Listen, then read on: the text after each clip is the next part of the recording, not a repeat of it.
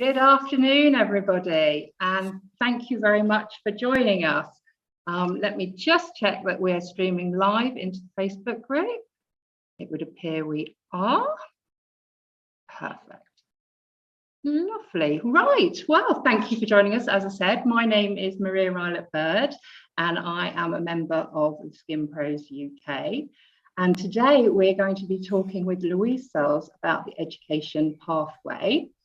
Are you qualified and do you need to be? So first of all, I'd just like to give her a little introduction in case you haven't come across Louise before. So Louise began as a hair and beauty professional before she became a lecturer in higher education, which led her into the examining world, where she became a regional lead verifier for City and Guilds. So she's well qualified to talk to us today for sure. She now has her own training school. She provides training in the online environment as well via her Therapy Learning Resources platform. And she supports therapists via Industry Support Network. So as I said, she has a wealth of experience. So we're thrilled that she's joined us today to discuss the education pathway. Any questions, drop them in the chat, and welcome, Louise. Thank you so much. Yes, I couldn't resist the opportunity to talk about my most favourite subject. And we knew this. Sure, absolutely. Well, thank you. I did say I wouldn't speak for too long, but just as a sort of precursor, I can talk for England. So if I kind of go off on a tangent, do stop me. And as Maria's already said, questions in the post, or if it's after and you're watching this on replay, you can direct message me if there's anything. I have had a couple of questions in already, which I've tried to make sure are in the presentation. So hopefully there might not be any questions. That'd be amazing, wouldn't it? Well, I'll keep an eye on the chat and, you know, okay. I'll interject if necessary, but if not, we'll leave them to the end. Fabulous. Okay. Right. So I'm just going to share my screen and waffle away. So the title of this is Are You Qualified and Do You Need to Be? It's a massive subject, and anybody who knows me knows that I am very pro qualification. So some of the things I think I'm going to say today you might be a little bit surprised about, and hopefully I'll explain why I've said them. So first and foremost, when somebody says are you qualified, what do they actually mean? The term qualification and qualified is not a protected title. However, I think possibly should be, because when you ask a question, you need to know what the person is asking before you know what the answer is.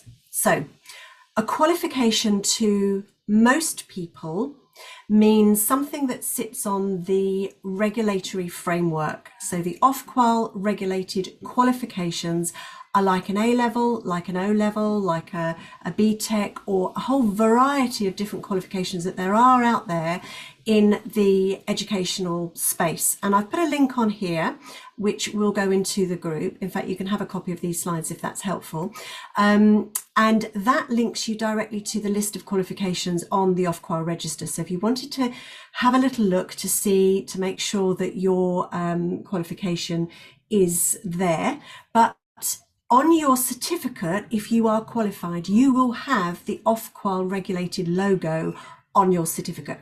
So if it doesn't say Ofqual regulated qualification, it's not a qualification in the educational space that some people deem it to be so. So you just need to be a little bit careful about what you're answering when you are answering the question, are you qualified? So you may have heard terms of awards, certificates, diplomas, MVQs, apprenticeships, a whole list here. Endpoint assessment and T-level are the kind of the newest terms that have been bandied about. And these fall very firmly in the educational space, or the Ofqual regulated qualification space. They are designed for generally full qualifications. So that is a diploma level, which would be equivalent at level 3 to an A level or 3 A levels, and they are assessed through a variety of different means. Now, on the Industry Support Network YouTube channel, we do have an interview with somebody from City and Guilds talking about all of these different types of qualifications. So if you are interested in looking at that in a bit more detail, then you can head over to the YouTube channel and have a look at that. We also have entry-level qualifications, which are designed for people that are not quite ready for a qualification or not really work ready. So they are known as E levels, right up to level 4 in the beauty therapy and level 5, 7 in the aesthetic space. However, there is also something else to be mindful of, and that is that qualifications come under sectors, and they are sectors which are controlled by national training organisations. And for beauty, it's HABIA, but they don't hold the standards, so the national occupational standards for aesthetics. So aesthetics qualifications can actually be built under a different framework. So if you look at beauty therapy, which comes under one NTO, you might find that actually the qualification sits in a different NTO space. That's a whole another ball game, and I'm not going to go on from there. So what's the alternative? The alternative is accreditation. So this means you are accredited in what you are doing. So some people use the word qualification when actually they mean accreditation. And the difference is that it doesn't sit on the Ofqual register, and generally, not always, but generally, there is no assessment and no external quality monitoring of that process. And I just did a quick search, and these were the top ones, obviously A, B, and C. I'm sure there are plenty more, but there are many, many accrediting organisations that will offer the course to be accredited. The problems, if there are any problems with this, generally are that the accreditation body, so whether that be ABT or Professional Beauty or whoever, use one specific underwriter for their insurance. And if as a holder of that accredited certificate, you go to an insurance underwriter that doesn't know anything about that particular accreditation body, they may refuse you insurance because they've got absolutely no idea of who these people are that have trained you, what standard, what content, and whether there has been any assessment strategy applied to that. So that's where you need to be a little bit careful when you are choosing your accreditation body. Because where you start in the industry is not always when you end up. And I'm speaking to a lot of people who have started doing this as a bit of a hobby, an interest, something that they wanted to do to fill a gap. And now they are absolutely in there, hook, line and sinker. They've spent a lot of time, money and effort making sure that their training is absolutely up to scratch. They're wanting to progress to the next level of their career, whether that be working with a product company, maybe as a trainer themselves. They want to train other people, and they can't because they can't get past this barrier of only having an accredited training program. So that might be something that stops you in your tracks. So you do need to be very, very careful about where you go. So you're wanting to look for training courses that have got multiple accreditations. So just one makes you really kind of pigeonholed into one particular block. If they've got 4 or 5 different options, then you can choose who you go to for your professional membership and your insurance later on down the line. So the next question is, do you have to be qualified to be insured? And the answer is no. You actually don't need to be qualified. You actually don't need to be accredited because you don't actually need to be insured. So there are 2 different types of insurance, a little bit like driving on the road. You have to comply with legislation, and you have to show that you have the skills, knowledge and behaviours to be able to comply with that legislation. And having a qualification is probably the easiest way to do that. Now, question for you. Do you have to have a driving licence to drive on the roads?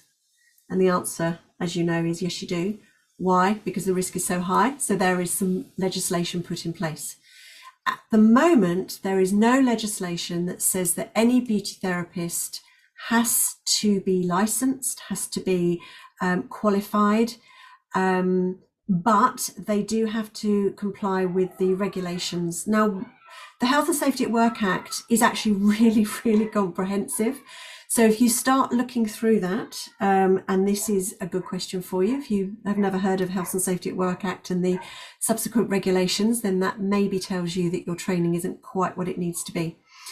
So the 4 top areas of what you need to do to comply with this legislation, which is law, so you can be prosecuted, is that you must provide, or you must have had training and information on how to carry out the work processes safely.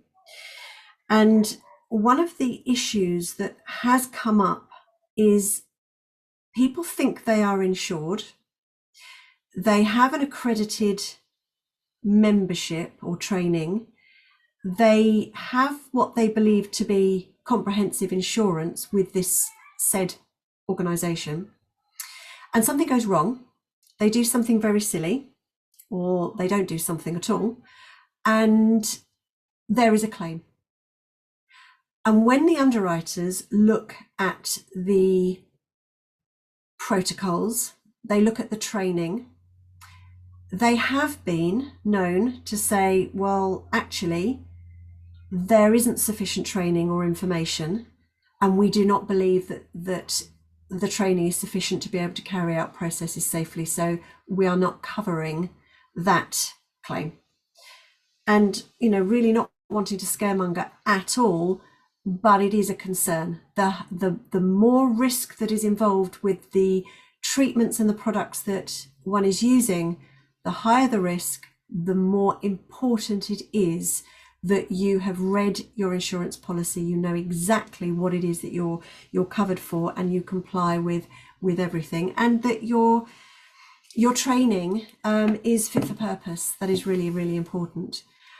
You have to make sure that you are in a place that is safe, and that you have a health and safety policy where it's required, and that you undertake a risk assessment. And I think everybody is familiar with the words risk assessment. That's one of the reasonably good things that COVID has done for us, is that it's made everybody very aware of what a risk assessment is, and hopefully people are now carrying them out. But there's also consumer protection, trades description, the products fit for purpose, the equipment safe and fit for purpose, providing a treatment that is safe. And clients are becoming very much more savvy about what is right and what is wrong. And I think it's our responsibility as an industry to champion that and to educate our customers on what they should be expecting. We then have data protection, and of course employment law. And I'm really disappointed to say that there's still a lot of controversy around people being made to be self-employed when actually they're employed, and employing, or rather taking people on to work in their premises as a self-employed when actually they're employed. And it won't take too long before you're caught up with. So that's really important as well. So another question that I had come in is, well, how do I know from a training course whether it's fit for purpose, whether it actually is going to give me what I need?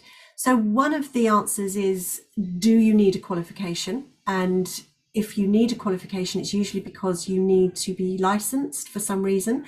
So in some areas of the country, you actually do need to be licensed. So if you need to be licensed, then maybe a qualification is important. Maybe you want to go on and teach. Well, awarding organisations will require qualifications generally, depending on which ones they are. And then the other question is, do you want it as a sort of a rubber stamp for yourself? So I've come up with this. And this is about color coding and thinking about not what does the course say it is. So some people say, do I need to do a diploma rather than award, or is a certificate okay? Those words are only relevant in the educational space. Take them out of the Ofqual's remit and actually they're meaningless because they don't come with any description to them. You need to look at exactly what does this training program equip me to do. So what are the skills I'm going to gain? What's the knowledge I'm going to have? And what will I now be able to do as a result of it? So if we look at the color coordination, we've started with yellow. So a yellow option is something that provides you with both knowledge and skill. So it could be a demonstration. It could be something you've watched on YouTube. There's nothing wrong with watching stuff on YouTube. You can learn a lot from it. However, there's a lot of things wrong with watching things on YouTube and believing that you can recreate them. It could be a step-by-step manual. It could be a live demonstration where you're in the room and you're getting to ask questions. There's no assessment of knowledge attached to this though.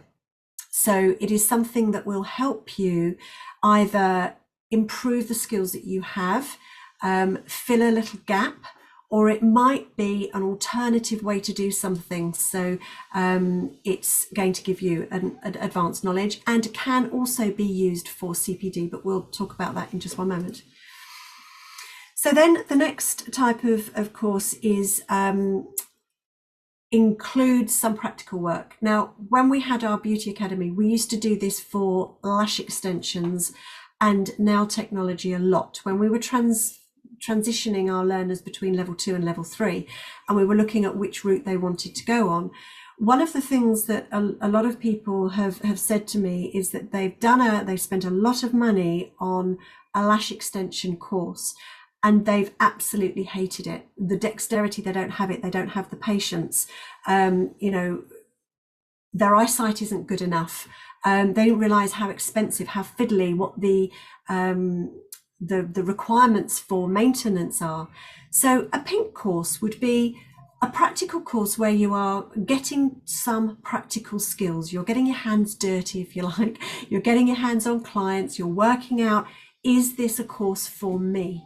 And it's something that as a result of it, you could probably go away and practice and hone your skills on friends and family, and maybe then come back to do a more in-depth course and maybe then a qualification. So that has its place. If that's what you are looking for, it most definitely has its place. The next one is a purple option, and this is what we call the short course. So this is something, if you have maybe done a pink course and you've said, yep, this is definitely for me. I now want to go and do some more practical skills. I want somebody to look at what I'm doing, hone my skills. I want to know the theory behind it in more detail. And you would be assessed doing both the practical and the theory. So for me, this is how I would benchmark an accredited training, because unfortunately there is nothing that says it is a good accredited training or it's a rubbish accredited training. The difference is it all online? So is it a yellow course where you really only find you're looking at it, you're watching it, so it's as good as watching something on YouTube? Is it that type of an accredited course?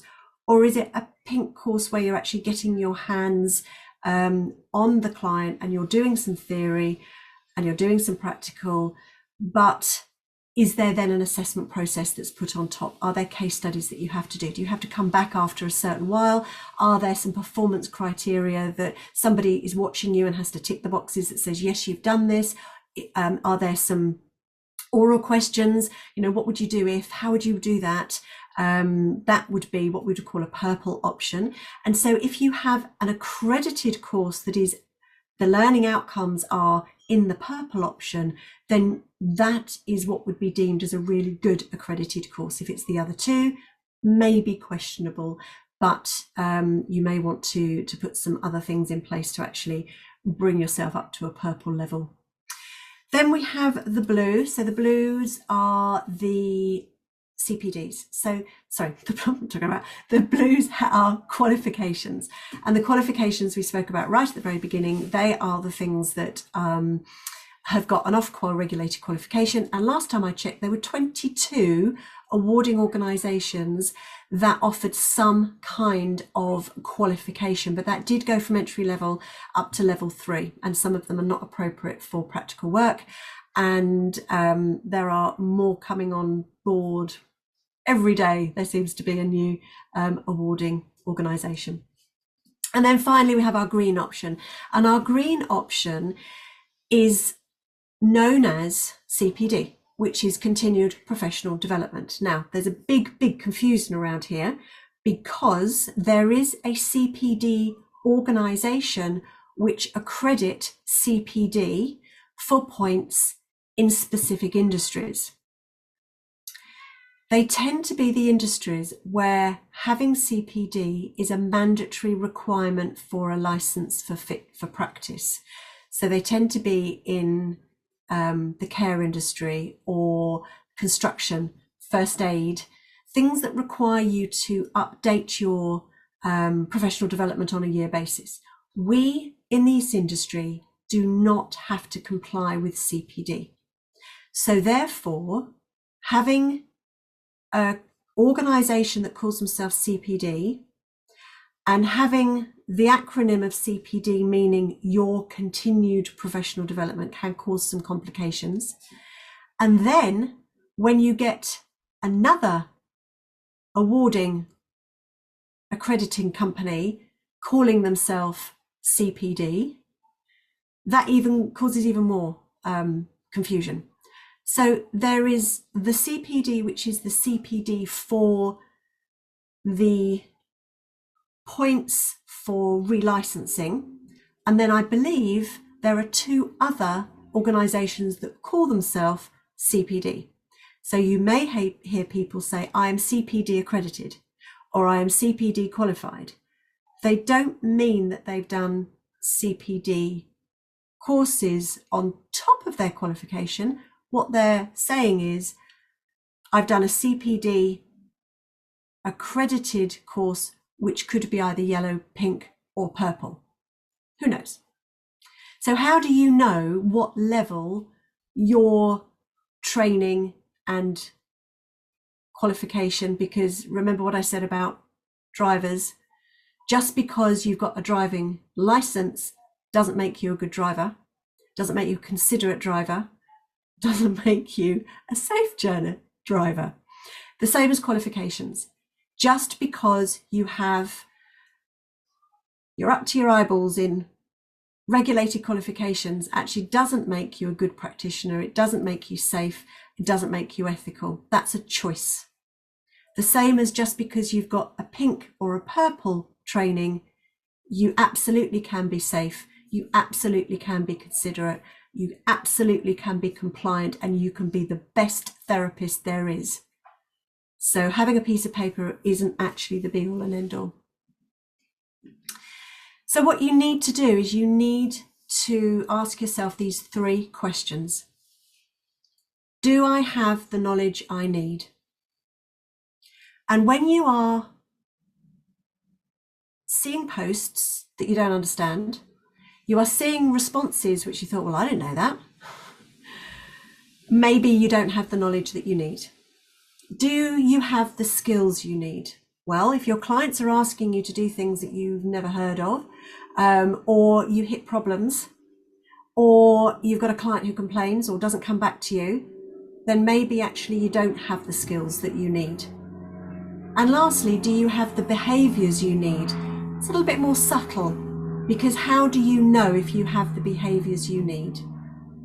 Somebody needs to tell you. And quite often they won't. So it is a big question.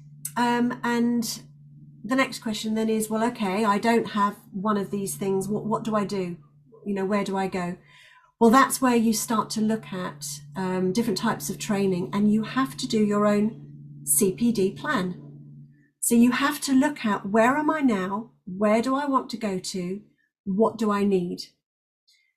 I do a lot of individual learning plans with learners, and we always start with the end result. So I like starting the big picture. So look at where you want to go. So you might have this amazing dream of owning your own training academy. Fantastic. Work back from that. What do you need to set up your own training academy? And research what that is. And there are a number of different people in our industry that can help you with that. And if you need any guidance, then contact me and I'll pass you on to the right people. But find out what you actually need. And it might not be a qualification specifically. It might need to be some more skills. So maybe you haven't got a big enough skill set, so you might need to add some more things. It could be on the IT side, or the soft skills, the communication sides. You might not feel confident in speaking in front of people. So doing some kind of training where you are becoming confident in the way in which you speak to people and your language might be what you need to do. So you work backwards. So then what do you need to do to get to that stage, and then move backwards? So in order to do that, what else do I need? And you'll work it all the way back so you can see your next step right in front of you, and it becomes a lot easier. During lockdown, there was a group of my colleagues, and you may have seen some of the videos that we did, and they were answering questions a little bit like this. And out of that, there became a need for people to take what they've got, bring all of their skills, knowledge and behaviours together, bring them on a plate and say, look, I can do this, I know this, I am doing this, and I would like the rubber stamp of a green rubber stamp, if you like. There isn't anything else, and there doesn't need to be anything else, because there's plenty of legislation for you to research and to make sure that you are doing the best you can possibly do. But if you decided that yes, you did need a regulated qualification, we have what's called recognition of prior learning, or recognition of prior experience. They've changed the acronym since I was in FE, so I can't remember exactly what it is. But basically, it is doing exactly that. It's bringing everything to the table to say, look, I know this, I'm doing this, I can do it, assess me. And so we have created something called Route to Regulated Qualification. It doesn't require people to go right back from the beginning. It's not a training course, although we do provide all of the learning resources so that people can just do a check. And what our aim is that we want people to go, yeah, know that, oh, know that, oh, know that. Oh, didn't quite know that. Right, let's research that. Yes, oh, actually, no, I do understand it. I just didn't understand the terminology. And then to do some practice of what you need to do to be assessed, because being assessed is super scary. When you're in a regulated framework as an assessor and a teacher, you get very, very used to it. And when the NVQs came on board in 94-ish, something around there, there were some lovely cartoons of the poor little therapist or person being assessed, and then you had your assessor watching, and then you had an internal verifier watching the assessor, then you had an external verifier watching the internal verifier, watching the assessor, watching the therapist doing her thing, his thing, their thing. And yeah, that was quite funny. So it is, when you're in a classroom full of sort of 16 people, you're kind of swallowed up by everybody. The assessor hasn't got enough eyes. When you're working with us on a one-to-one basis, it's very much one-to-one. So I am watching you doing the thing. And the purpose is that we want you to prove to us that you are doing the thing that you should be doing, and that you know the stuff that you should know. And that's all it's about. It's just, you know, proving it to somebody. And that's it, really.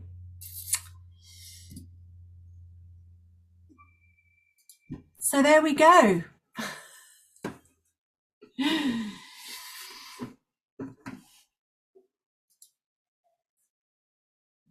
You're on mute.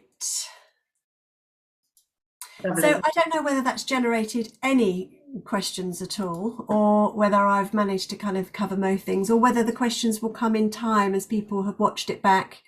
Well, certainly one of the questions that came in was about VTCT, which you actually went on to answer in one of your slides anyway, about whether they are Okay. qualification. So I think we've answered that question. I think, yeah, it's a slow burn. I think it's a really confusing subject. And, you know, over the years, things have changed, haven't they? I mean, I know when I qualified, really, there wasn't all these other avenues. You just did a qualification. So it was simple. We didn't even have levels when I qualified. And interestingly enough, it's all going back that way. So on my first slide, I put the different sort of words that have been bandied about, and the new technicals qualification, which I think the majority of FE organisations still actually offer the what we call the vocational route. City and Guilds now call them the I can't remember what they call them now, but the legacy qualifications. Oh wow, I've not even come across that. Because they were created in about 2000 and something or other, and they sat on the credit framework, and they were a fantastic idea at the time, and I was a big advocate for them, because what they looked at is that a level 3 qualification is huge, and not everybody wants to go down the full beauty route. They just want to be a massage therapist, or they want to specialize in electroepilation. So it gave a pathway for learners to be able to say, well, I just want to do this bit, and then I'll add on this little bit, and then I'll add on this little bit. But they were pieces of a jigsaw that could all be put together to create, and that's where the award certificates and diplomas came from. They were these little mini qualifications in their own right. The problem that was created was that people were insufficiently qualified because they didn't have all the surrounding stuff, so they only knew their little bit, and they weren't. So as an example, this is a big problem. The lash and brow treatment unit does not contain any waxing, so you can shape eyebrows but you can't wax them. Yeah, there is something to be said, isn't there, to having that foundation course of a qualification that is all encompassing. You can pick and choose afterwards what you want to do, but you've got that grounding, particularly in the A&P, because I'm always surprised by people who think they're qualified or accredited or whatever, and they actually don't know. They don't have any substance to what they're talking about. So I think it's really good advice that people do need to look at actually what they're paying for. Without a doubt. Yeah. And what they'll be expected to do as a result of it to be able to prove, because reading a PDF online, for most, I don't know about you, my kids have just gone through A-levels, GCSEs, etc. And, you know, unless you can demonstrate what you know, how do you know it? Yeah, exactly. Exactly. Because reading it is not really a demonstration, is it? But you know, some people do learn that way. So I mean, there's an option for everyone. But I did particularly like what you say about you know, your route to regulation. You mean, really, that's qualified by experience, isn't it? Yeah, absolutely. Yeah. But the problem is, and we've actually got I think we've got about 6 people on the go at the moment, but we've had a lot of people that have taken the free induction program, and then I've never heard from them again. And I suspect it's a number of things. Firstly, it's who on earth are you? And what are you going to do with all my details if I give them to you? Coupled with, I think I'm not good enough. There's a big issue around imposter syndrome, and you know, I'm doing this and I've only done this accredited course, which now I can see is probably not worth the paper it's written on, and I feel too embarrassed to actually go to somebody and say, look, I've done this, what now can I do? And we are trying to break the barriers through our assessor network that we've got to say, you know, if you are doing the things that you should be doing, we want to help you. We want to drag you along with us, because there are too many people that don't care. So if you do care, let's get you in and let's get you to the next stage, and at least get you confident in your own abilities. Yeah, and because caring improves our industry. Exactly. At the end of the day, and we all want that, you know. There's just something come in here from Lynn. She's saying it is confusing when the government starts regulating our industry, which is on the cards. What exactly will happen? I'm not sure any of us really know the answer to that yet, do we? Nope. Um, No, and it's a little way off. So it's a little bit like if you had a driving license that you took in an automatic car, yeah, and there were rumours that automatic cars were going to become a thing of the past, and it was all going to transmission. You can still drive, and you would still be able to drive if you had your automatic car, but you may want to actually learn to drive in a transmission car, yeah. or a gear stick Prepare car, it's yourself. called. Prepare, yeah. Yeah.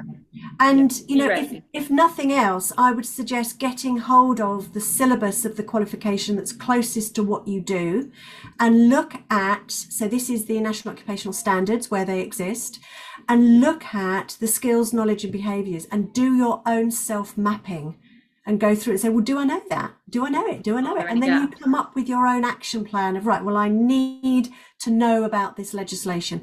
I need to understand skin better, or this endocrine system that people keep talking about has got an effect on your skin. I kind of maybe need to know a bit about that.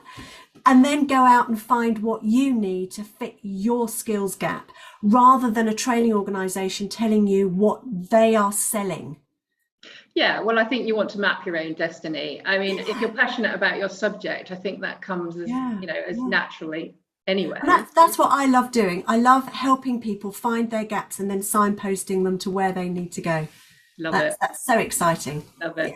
Yeah. So Anna says, yes, it's really confusing. I have salon insurance with ABT, but they won't cover my advanced facial training. Looks like I need to find a separate company for these treatments. I hear this so often. I've had it happen myself. Yeah, It's kind of a case of checking it out beforehand, I would imagine. Yeah. One of the problems with insurance companies is they haven't got a clue what's going on in our industry. They have recently become a little bit more risk adverse for obvious reasons, and they're becoming more and more and more risk adverse. That's it. So one of the things that might happen as a result of any form of legislation or licensing or something or other is the goalposts will be changed. So the insurance companies will no longer insure you for X, Y, and Z unless you've got A, B, and C. Yeah. And until they make that decision, it's going to be very difficult. But I always think, and I always say to people, go back a step and look at a regulated qualification in the core of what you've got. So for instance, if you are doing facials with peels and you don't have a regulated skincare qualification, go back, get the level 2. You know, it's not at the level that you're working at, but it will underpin everything that you do. And I think most insurance companies at the moment will insure you quite happily with a 40% peel with a level 2 regulated qualification. So you can then go anywhere and get insurance. It's when you go up and above that, and depending on which product you are working with and which insurance company, it might mean you need a level 3 qualification.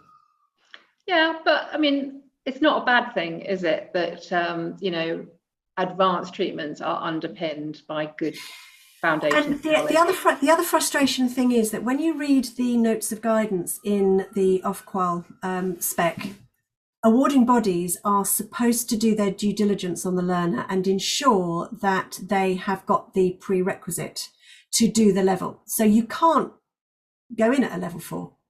You need to actually go back down to a level 2 and come back up. It's a bit like snakes and ladders. You know? You can come in from nursing because you've got a level 7, is it? Something like that. And you can do certain things in nursing that require you to stick things in people, and if you've got that type of license, but skin's completely different. And you should go down to the bottom and come all the way back up again through the ladder to learn the skill set that you need to know. That's what should happen. But of course, more and more people want cheap, quick and easy. I think that is, synonymous with our industry anyway. We have clients who want all of those things. People see the money and think that it is quick and easy. Yeah. And I do think that's the difference. The people who stay and have some longevity in this industry are the ones who take the time to build those foundations and do it properly. And I'm sure you're the same as me. That's what you'd like to see more and more. And I personally think that's where legislation, yes, it might cost us some money every year, you know, we might have to prove something, but actually I think it builds a better industry, and at the end of the day that means better treatment and better quality of treatment for the public. I mean, it can be done. It could so easily be done in our industry, but you know, it would cost a bit. I understand that. But in the complementary therapy industry, which is where I now sit, to offer massage or Indian head massage or even reflexology in our area, you have to have a license. The premises has to be licensed, and the individual therapist has to be licensed, which is renewable every year. There's a police check carried out, and a site visit that looks. But that's not the same for every area, is it? It is. It comes under Miscellaneous Provisions Act 1982. However, here's the thing: some professional organisations have negotiated with, because it comes under trading standards, not health. So depending on your licensing, you've got trading standards that do all of the non-compliant stuff. So basically this was born out of massage parlours actually being prostitution. And then you've got the health and environmental side of it, which is the things like giving people salmonella or hepatitis. So you've got that side of it. So massage fits under the trading standards prostitution side of things. And if you are a member of, there's quite a few professional organisations, then you are exempt, with the exception of Essex. And I think it's Hereford or Hertfordshire. I'm not sure which one it is. I think it begins in Go figure. Those two, they say, nah, we're still going to take you however many hundreds of pounds, and we're still going to, I mean, they give good value for their support, I have to say. But conversely, a salon down the road doing intimate waxing, nah, nothing, nada, not even a qualification. It's kind of, there's no consistency really. That would seem a little bit odd, yes.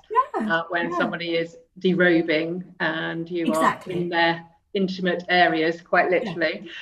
Nothing for intimacy, everything for working on feet. There we go. Well, there you go. That answers the question really, where the bureaucrats don't understand our world. Exactly. Yeah, indeed. But I know you are helping to change all that. And do you think you'll have a seat at the table as things are discussed for licensing? Probably not. No. Brilliant. Well, you'd mentioned before about dropping the links. Yeah. Discuss. If you could do that underneath this, that would be wonderful. And if anybody wants a copy of these slides, I've got it in a PDF. I can either send it to you and you can put it in the files, or people can just... That would be wonderful if you don't mind. I'll send that to you. And obviously if there are any more questions that people want to ask them, because obviously I know some people are working today, so they'll watch this back later. So. I'll keep an eye on it as well, and if there's anything, I'm sure Donna will be straight on it to answer any questions as well, which is great. And we love Donna in the group as well. We'll have to have Donna in at some point as well. Absolutely. Yeah. Fabulous. Thank you so much. You're very, very welcome. I've learned something as well, which is brilliant, in this ever-changing environment, but hopefully our audience has learned something too. Fabulous. Brilliant. Thanks so much, Louise. Take care. You're welcome. Bye-bye. Bye-bye.